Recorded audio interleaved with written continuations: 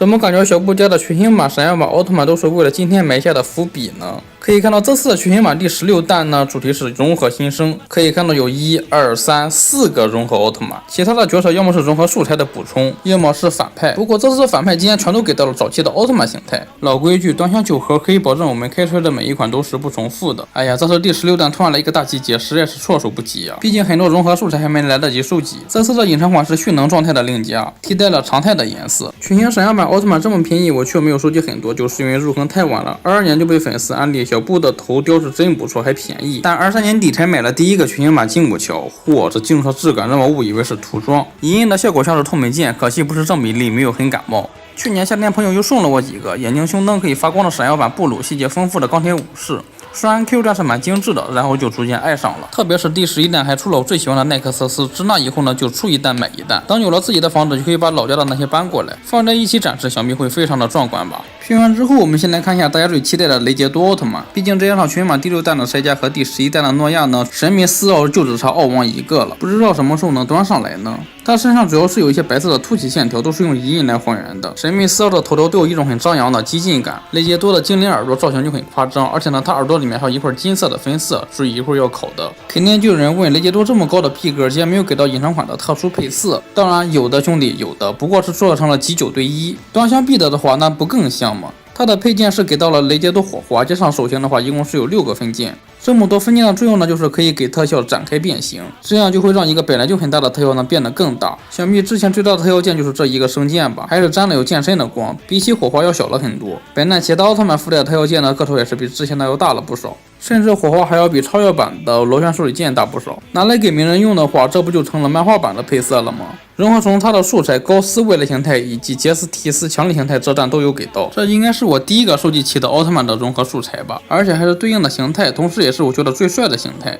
可以看到这2个奥特曼的耳朵中间呢都是金色的，刚才我们看过的雷杰多还记得吧？对，也是金色的，这下子知道融合条件了吧？他们2个的配件都是连着手型的交叉光线，先交叉绕一下，对准头部之后再展开就交叉完成了。这一弹我最喜欢的是梦比优斯无限形态，毕竟是和奥特兄弟融合而成的嘛，太有情怀了。再加上群星3弹的基础，10弹的勇气，闪耀8的凤凰勇气，这下子梦比优斯的全形态呢就集齐了。它的皮套上面有很多凸起的小细节，效果要比闪耀特利迦的好了不少，这些都是用银印来还原的。左手腕上的梦比优斯气息是做成了单独的分件，头雕有把猫猫头的那种效果给做出来。如果眼睛有蜂窝状细节的话，这一弹的奥特曼呢是都有做出来的。它的配件给到了一把无限光刃，手型是和特效件一体的。另加看似融合的奥特曼数要比梦比优斯无限少，但是融合成它的奥特曼里面也是有3个奥特曼融合而成的，所以实际上是11个奥特曼。目前还差贝塔火花和泰迦3重没有出过，毕竟它是11个奥特曼融合而成的嘛，所以说整体的造型呢是比较复杂的，要体现出它们所有的特征嘛，所以装甲也比较多，肩甲、小臂、小腿呢都是有给到分件的。当然还是泰迦的元素占大多数，比如说它的头部，不看这2个朝上的角的话，整个脸是没有什么大区别。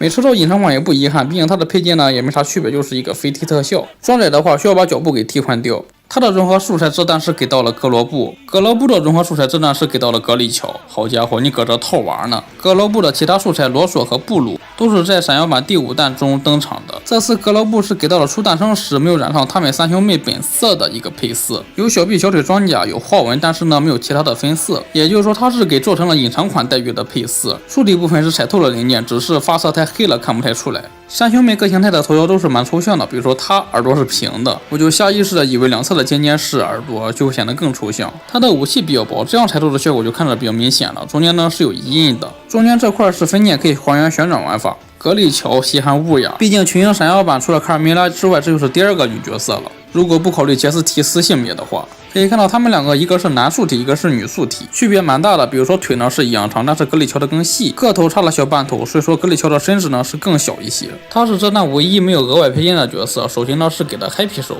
最后的保留节目反派角色呢，这次给到的2个都是奥特曼，黑化之前的贝利亚和托雷基亚。由于塔尔塔罗斯干涉时间线的原因嘛，所以说这2个在这个状态呢就已经是和黑化的时候一样坏的反派了。虽然这次还没有黑化的外表，但是看眼神呢就知道不是什么好人，这大概就是所谓的面有心生吧。一个和肯是同辈儿，一个是和泰迦他爹是同辈儿，2个都是老灯嘛，所以说皮套造型比较简单。配件方面，托雷基亚给到了他的眼镜，中间是镂空的，大小配他的眼睛是刚刚好的，手型也能够牢牢的握持住它。贝利亚的是一个珠光彩透紫的贝利亚黄昏，这银河格斗里面还真拿过，这也说得过去。好的，以上就是奥特曼全员版第16弹的情况了。由于前面众多角色的铺垫，这次的融合很顺利，不过很可惜还差泰迦3人小队什么时候能端上来呢？